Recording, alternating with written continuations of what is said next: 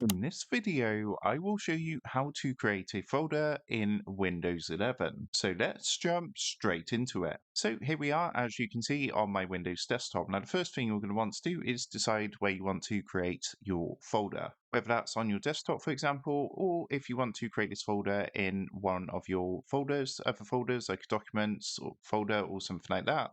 In this example, I'm going to go ahead and create a folder on my desktop. Now, what you're going to want to do is right click anywhere onto an empty space, and that's going to bring up this menu. And what you want to do is come down and hover over the new option, and you're going to see the option for folder. So what you can do is give this a click, and then what you can do is give your folder a name. So I'm going to call this one docs, for example. And what you can then do is double click to open up the folder. What we can then do is go ahead and drag and drop some stuff into this folder that you want to add. So let's add these two things here, and once that's done, we can close this down, open it back up, and as you can see, here is our folder with some things added. So that is how to create a folder in Windows 11. With that being said, I hope this quick tutorial did help you out today, and if this did help you out, I would really appreciate it if you was to consider dropping down below the video, leaving a like, and also subscribing to the channel. With that being said, I just want to take a minute to thank you guys for watching this quick tutorial,